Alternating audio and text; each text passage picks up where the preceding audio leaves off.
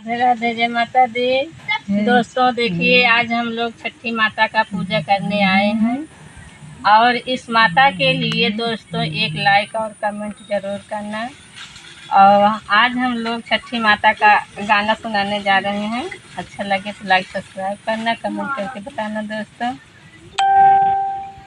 कहवा से आवे छठी मैया त कहवा के जाई हो, सखिया कवाने बिरिछ तारे ऊपर जत सखी सब पूजई हो, सखी सब तारे पूजई। सखिया कवाने बिरिछ तारे ऊपर सखी न सब पूजई हो। कहवा से आवे छठी मैया त कहवा के जाई हो, सखिया कवाने बिरिछ तारे ऊपर जत सखी सब पूजई हो, सखिया कवाने बिरिछ तारे ऊपर सखी सब पूजई हो। पूर्वा से आवे छठी मैया त पाछुआ क जाई हई हो, सखिया महुआ बिरिछ तारे ऊपर सखी न सब पूजई हो, सखिया महुआ बिरिछ तारे ऊपर जय सखी सब पूजई हो।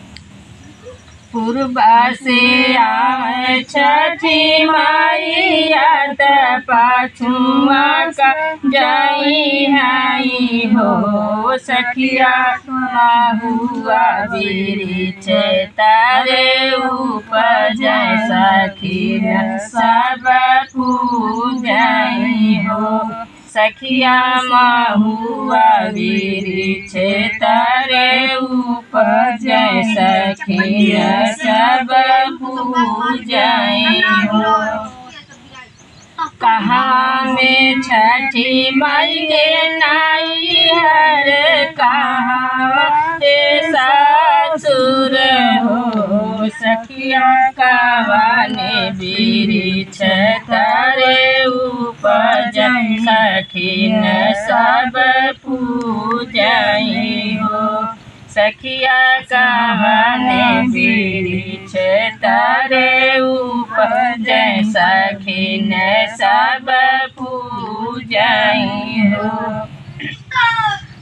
गोकुला में छठी मई के नाई हर, मथुरा में ससुर हो, सखिया महुआ बिरिछ तारे ऊपर जय सखी न सब पूजई हो, सखिया महुआ बिरिछ तारे ऊपर जय सखी न सब पूजई हो।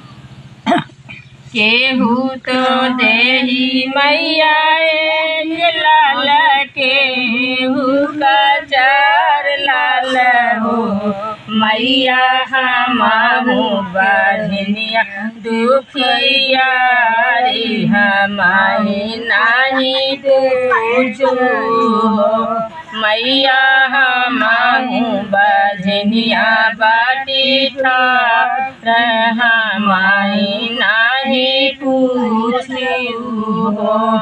केहू का दीहू मैया दुई लाल, केहू का चार लाल हो, मैया हमहू बहनिया बाटी ठार हमारी नाही चितऊ हो, मैया हमहू बहनिया बाटी ठार हमारी नाही चितऊ हो। बेटी तक जाऊ तो बेटी अपने घर माया पाने ससुर घरे और सजन घरे हो। बेटी जायु के नावाए माही नावा होरिलवा तोहरे होई हई हो। बेटी आजू के नावा ए माही नावा होरिलवा तोहरे होई हई हो। जाऊ तो बेटी अपने घरे अपने ससुर घरे हो। बेटी आजू के नावा ए माही नावा होरिलवा तोहरे होई हई हो। बेटी आजू के नावा ए माही नावा होरिलवा तोहरे होई हई हो। 8वां महीनावा के बीतत नावा के लागत हो।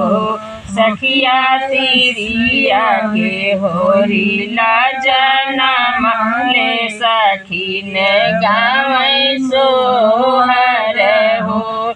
सखिया तिरिया के ललना जनम ले सखी ने गावै सोहर हो। 8 महीनावा के बीतत नावा के लागत हो। सखिया तिरिया के होरिला जनम ले सखी न गावै मंगल हो। सखिया तिरिया के होरिला जनम ले सखी न गावै मंगल हो।